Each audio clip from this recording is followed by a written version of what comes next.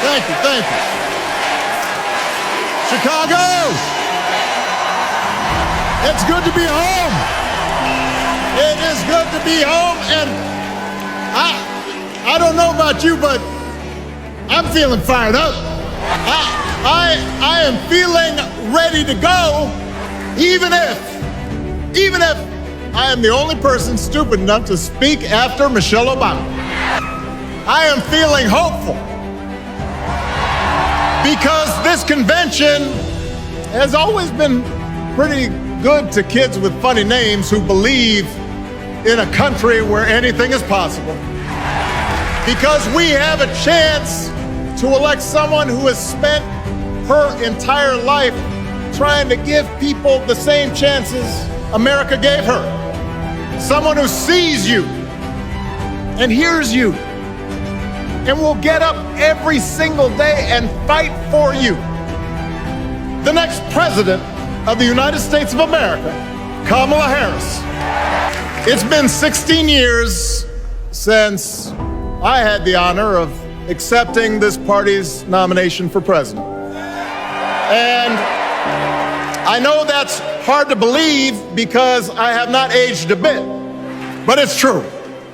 And looking back, I can say without question that my first big decision as your nominee turned out to be one of my best. And that was asking Joe Biden to serve by my side as vice president. Other than some common Irish blood, Joe and I come from different backgrounds, but we became brothers. And as we worked together for 8, sometimes pretty tough years, what I came to admire most about Joe wasn't just his smarts, his experience. It was his empathy and his decency and his hard-earned resilience, his unshakable belief that everyone in this country deserves a fair shot. And over the last 4 years, those are the values America has needed most. At a time when millions of our fellow citizens were sick and dying, we needed a leader with the character to put politics aside and do what was right. At a time when our economy was reeling, we needed a leader with the determination to drive what would become the world's strongest recovery. 15 million jobs, higher wages, lower health care costs.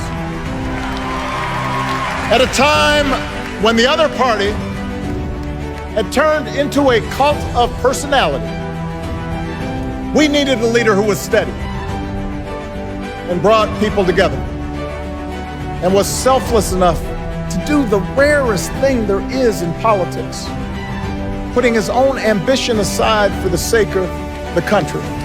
History will remember Joe Biden as an outstanding president who defended democracy at a moment of great danger. And I am proud to call him my president, but I am even prouder to call him my friend.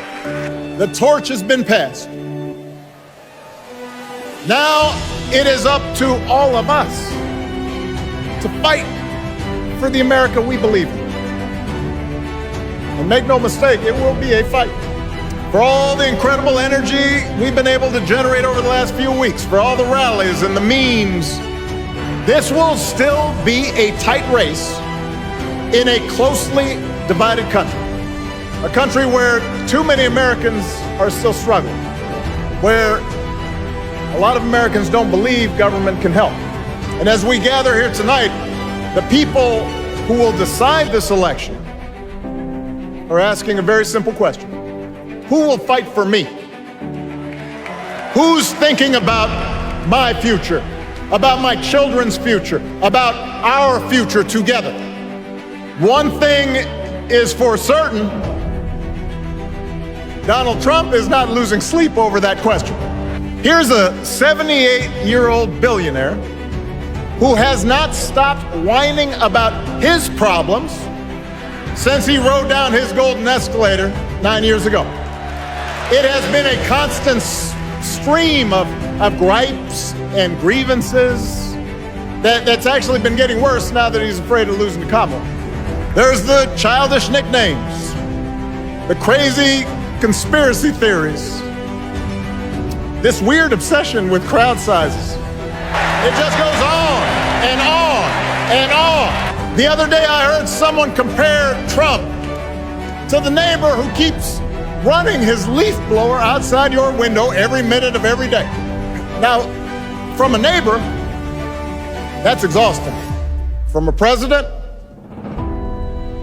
it's just dangerous.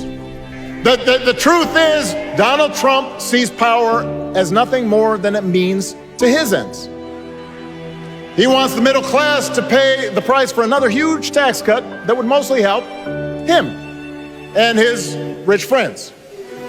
He killed a bipartisan immigration deal written in part by one of the most conservative Republicans in Congress that would have helped secure our southern border because he thought trying to actually solve the problem would hurt his campaign.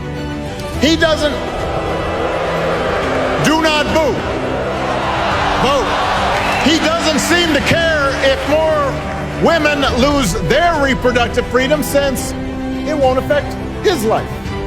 And most of all, Donald Trump wants us to think that this country is hopelessly divided between us and them, between the real Americans, who of course support him, and the outsiders who don't.